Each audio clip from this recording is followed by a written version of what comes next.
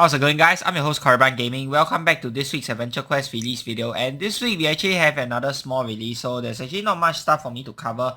First up, there's some new items. Okay, so we'll go ahead and check out this today's event for the SnuggleFest. Okay, there's no quest this year, but I don't really mind because it's a pretty small festival and I don't think a lot of people celebrate or really care too much about SnuggleFest. It's one of the smaller events inside of the whole game. I would say the big ones are really like your Black Friday, maybe Mogloween, and then definitely Frostvale. Everything else is more of like, it's just there because they have it every year. But I feel like people don't really place too much importance on these events. So yeah, the new items, let's see where we can get them from. I'm actually not very sure. Is it LTS or what? They are all Love/SnuggleFest style items, so I guess it's LTS. Let me see, or maybe you have to redo the whole quest again. No, I don't think it's here. Alright, I think you have to redo the whole SnuggleFest thing. Who loves you? Okay. Yeah, I think it's this one, so we gotta do all of them. I'm a bit too lazy right now to do all of them. They are all Z tokens anyway, so unless you have the tokens to buy them, I will not advise doing them right now. What you can do is you can go ahead and buy the painting, wait until Black Friday, then go ahead and do this quest again and buy all of the Z token items at half price. Alternatively, if you don't want the painting, if you don't want to buy the painting for whatever reason, you can go ahead and do the quest right now, buy the lowest level version, then wait until Black Friday to upgrade them. Okay, it's the same either way you do it, but since I have the painting, I'll just do it during Black Friday, and I'll just go through what the stuff does right now. First up, we have an armor called the Love Struck Plate. It's a fully defensive light armor. Mastercraft compresses a skill. Skill is spell type. Charges 100 or 125% melee in SP for not magic and magic versions. Matches held weapons damage type and element, deals 200% melee and base. When cast, the skill will eat up to 400% melee worth of bleed on the enemy, converting it to bonus damage. So skill does a maximum of 600% damage. Whew, that is crazy. Also pays 3 MRM already factored to the below numbers to boost bleed damage by a further 15%. Guys, if you want to try out a new status effect, bleed is the new guy in town. While with these recent addition of the bleed items, they are really shaping bleed out to be a very, very powerful status effect. Previously, it was kind of meh in my opinion, but now, like with how powerful bleed has gotten, I think bleed is super viable, and these are top tier items for bleed. 600% damage. That is crazy. Of course, that being said, they actually did not say how many hits the skill is. So I don't know why they always don't put that in. Like, they definitely should put that in the info subs, but I will assume it's not more than the standard 4 hits. Maybe it's 3 or 2, I don't really know. So it's still going to be affected by stuff like damage cap, so don't get too overly excited or think like this is super OP or anything, because if it doesn't do a great amount of hits, then damage caps are going to neuter it. Still though, 600% maximum damage is not anything to scoff at, and I think this is a fantastic armor for fully defensive builds who want to play bleed. Alright, so this one, you can use it as basically just about any build that uses bleed, but of course fully defensive builds will use bleed more than fully offensive builds. But with this armor, you can sort of use the fully defensive aspect of the bleed status for damage over time, and then you can nuke it all in one go, and that sort of makes it like a little bit half and half in my opinion. So maybe warriors could use this, take advantage of the warrior lean to overcome the downside of the fully defensive armor. Rangers can also use this, especially for fully defensive rangers. Stack a bunch of bleed, eat them up, max damage. And mages can use this as well. There's also bleed in necromancer. You can use that to inflict, or you can use the previous love items that they released last week to go ahead and inflict your bleed as well. Very, very good armor. All in all, I highly recommend it if you are planning to play bleed. Next up, weapons. We have Incantation. Is a magic wind fist. Okay, 1/3 damage lean and +3 BKH lean. Uses charisma for stat bonuses. Interesting that they are coming out with another charisma weapon, even though they said they wouldn't. Okay, deals -20% damage. Personally, I don't really care what they said in the past. I think more variety is always good, and I think charisma weapons are fine. It's just that they need to get over that mental barrier of charisma shouldn't be a main step, blah blah blah. I think that's not really important. What's most important is the item is good, people have fun with the items. Who cares what your standards are, right? Alright, so this deals minus 20% damage after a pair of guesses turn.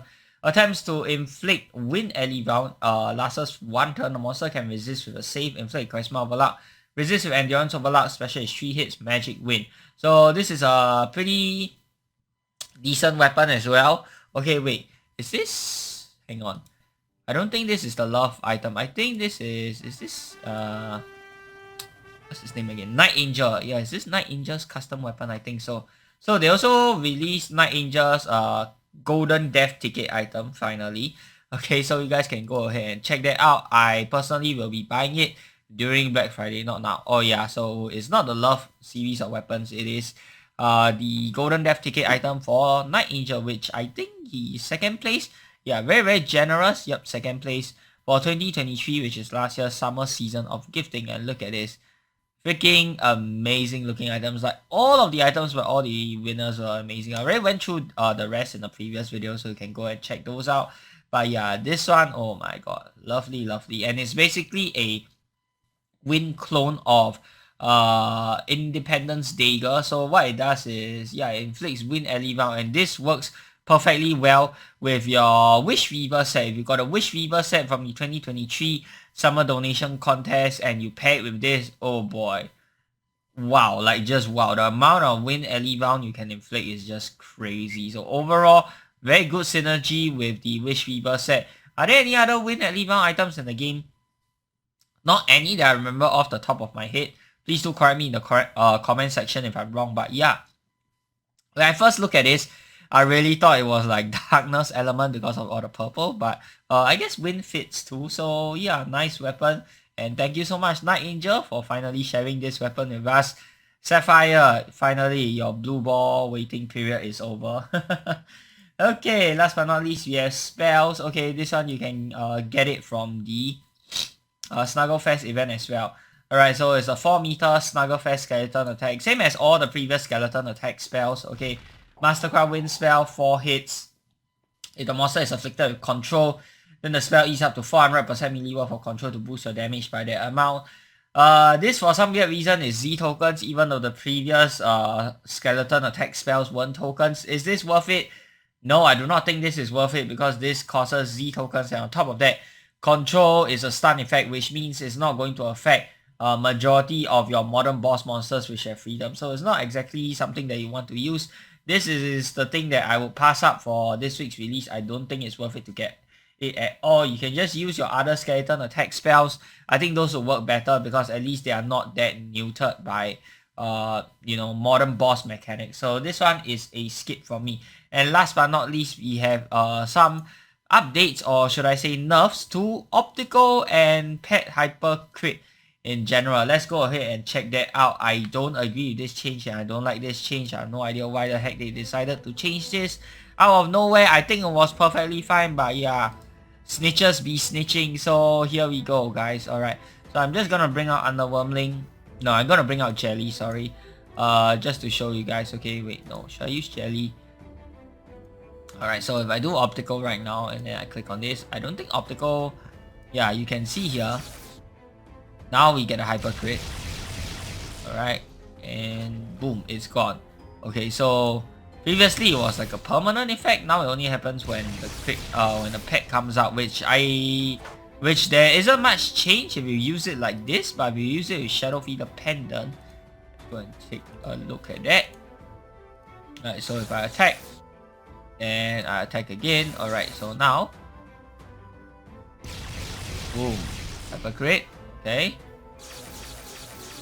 and yeah, it does not work with Celerity. That is the huge nerf. Okay, I think it's a massive nerf that they decided to make it not work with Celerity. Like, what the heck? Then what is the point of all your Beastmaster weapons like your Havati Blade and all that granting Celerity to your pet and gas and your Bard of War when your optical couldn't work with them? Like, this is stupid. Like, it's a ridiculous change. Alright, next up, Slaymore of Kindness. That's another Hypercrit weapon you can take a look at. Right, so if I click on this, alright, so we just, okay, this one lasts for 4 rounds. And you can see here, okay, not much change with the single turn use. Now if you look at the double turn use, alright, I think it gives 2 ticks now instead of 1. Yeah, it ticks down by twice. I think previously I don't really remember. But let's go ahead and take a look at how this functions. Right, so now you can see here, on your turn, it went down by 1. And then now on the pet's turn, oh, it's still 2, okay. This is, oh, okay, so it ticks down on your turn rather than on the pet's turn instead. So if you have like 1 turn or 0 turn left at the start of your turn, you're not going to be able to enjoy that boost, which kind of sucks, honestly. Yeah, I really do not like this change. So basically, there's no point to get Celerity and stack Hypercrit now unless you stack it in some other weird way. Let me see here. Let's see if I can try something funny. Okay, I'm going to do this. Alright.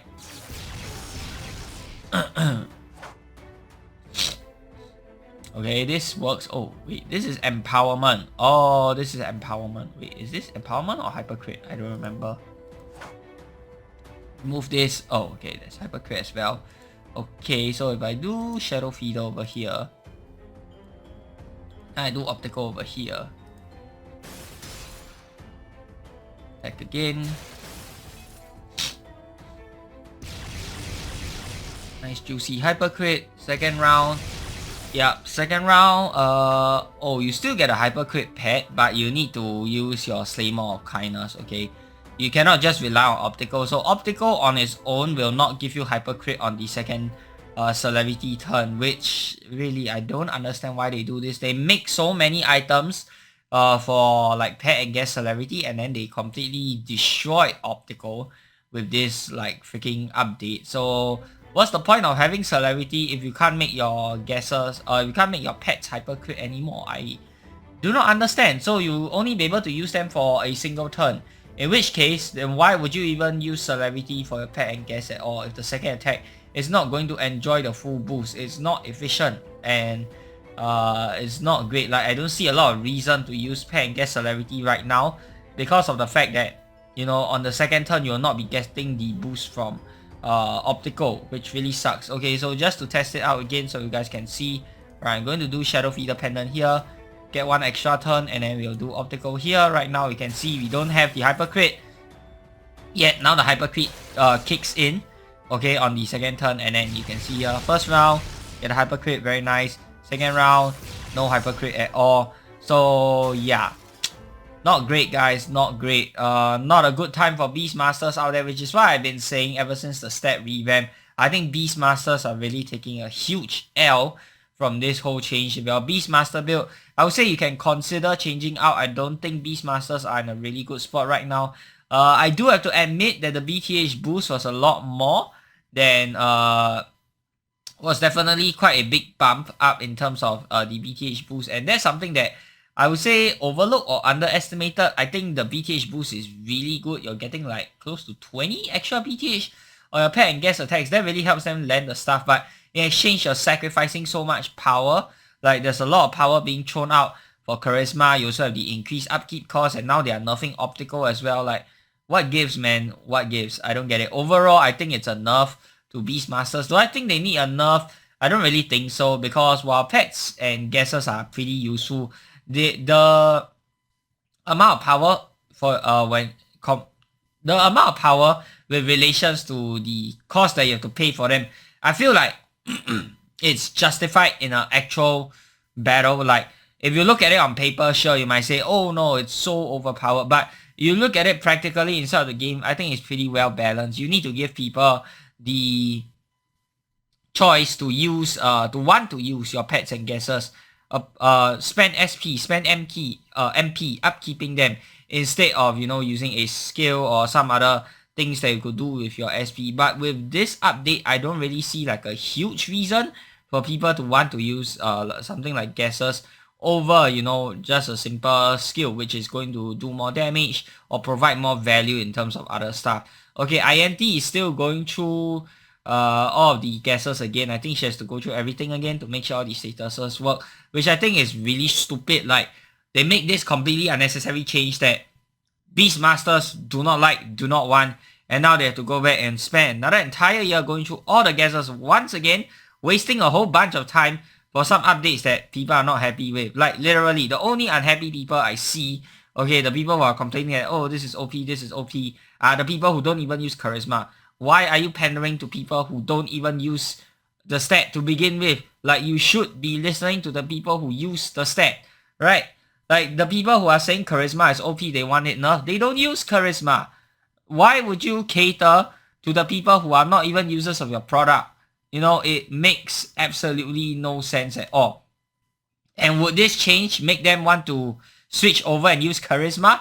No, because you are making it worse. So at the end of the day, you're just killing Charisma, you're just killing Beastmaster builds with all these silly nerfs that, you know, majority of people do not want.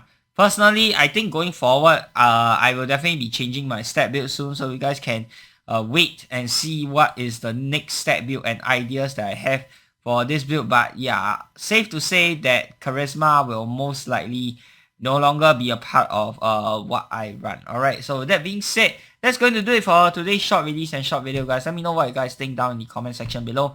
If you guys like this video, be sure to give it a thumbs up. And of course, subscribe to this channel if you guys would like to see more of such future content. Till the next time, I'm your host, Korriban Gaming. Peace out.